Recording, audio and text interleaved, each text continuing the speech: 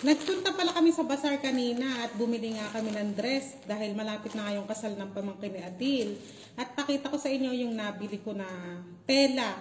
Hindi pa to tahi, ipapatahi pa to. Ang price nitong kulay blue na ito ay light blue ay 5,500. Tapos pag ipatahi mo to, ang bayad ay 1,500 rupees.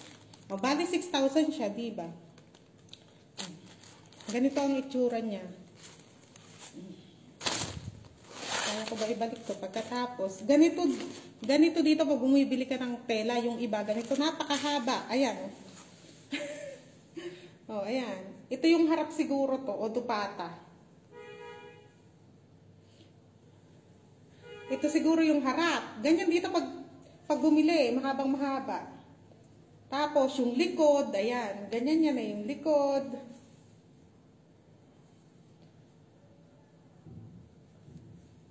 Tapos yung sa baraso. Tapos ito yung dupata. Ito yung mahaba. Dupata. Yung dupata yung sa ulo sinasaklob. Ganyan yan. Mahabang mahaba. Isang tela. Pagka natahi na to, pakita ko ulit sa inyo pagka isusuot ko na.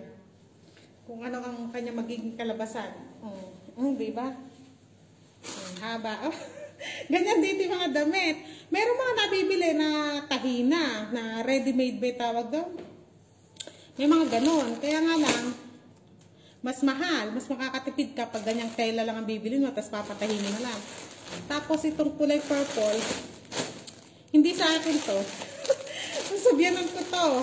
Ito naman ganito ay 6,500. 6,500 ito. Bali, 8,000 pati yung tahi. Ito naman ganito, hiwalay. Ito, dupata to. Ito ang kanyang dupata. Ganyan yan. Yung dupata yung sinasabi ko, yung ganyan. Ayan, yung nakaganyan. Yan ang dupata. Ito, hiwalay na, bukod. Tapos, ito yung kanyang trouser. Yung pajama. Ganun.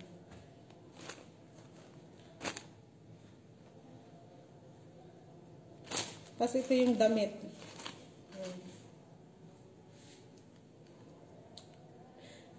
Ako pumili nito para sa biyanan kong babae. Ganyan yung itsura ng damit niya.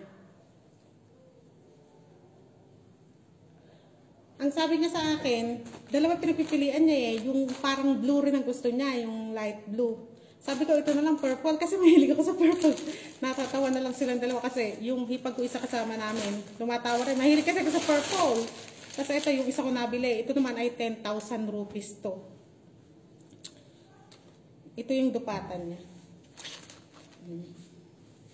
Ganito ang dupatan niya.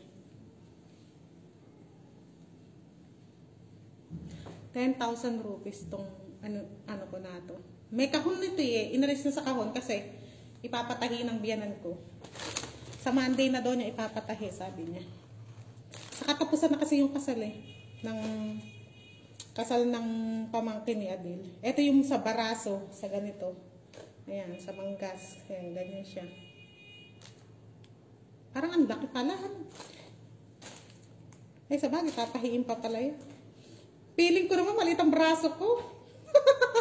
Pilingirang pala ka.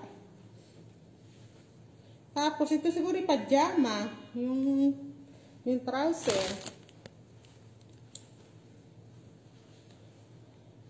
Tapos ito yung harap niya, yung pinakadamit. Mahaba ito.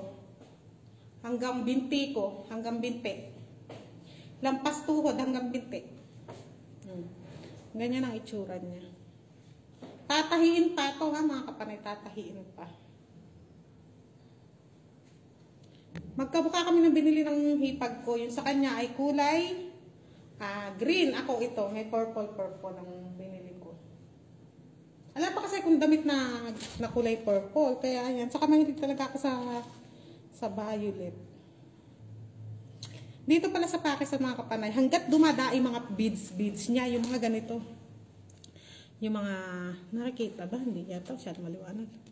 Hanggat dumadami yung mga beads na yan, Ayan, hanggat dumadami ang mga bato-bato na yan sa langit, ang tamaan wag magalit, ay lalong nagmamahal dito yung mga damit. Ayan lang mga kapanay, o, diba? Ngayon, magtupi ka.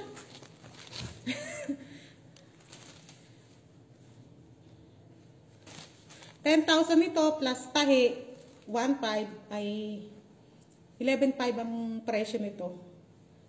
Mga 2,300 sa peso to. Itong damit ko na to. 2,300 sa peso. O yun naman mga kapanay, pakita ko sa inyo. Yung kay Mariam at kay Usman andon. Yung kay Usman kulay black lang. Tag 2,000. Tapos yung kay Mariam ay hindi ko na natanong. Akala ko kasi hindi kay Mariam yun. Kasi ang plano ko talagang bilhin na damit ay magkamukha kami ni Mariam. Prok yung tatawag nila ito. Maxi dress na lang, maxi. Eh kaso, ito naman ang nabili ko. Kaya ang sabi ko kay Adil, kasi kailangan 3 dress naman ang kailangan sa kasal. Kasi 3 araw yun, diba? 3 bago. Meron pa ako isang kulang, diba? Sabi ko kay Adil ay yung ibibili ni Ami, hindi na ako sasama kasi baka ako magturo na naman ako ng iba, ganun. Kaya siya na lang kako. Gusto ko kako yung magkamukha kami ni Mariam. O ayun, kaya yung pangatlong dress na bibili ni Ami ay yung magkamukha kami ni Mariam. Yun lang mga kapanay. Babush, ang gastos ng damit dito, ang mahal. O yun lang mga kapanay.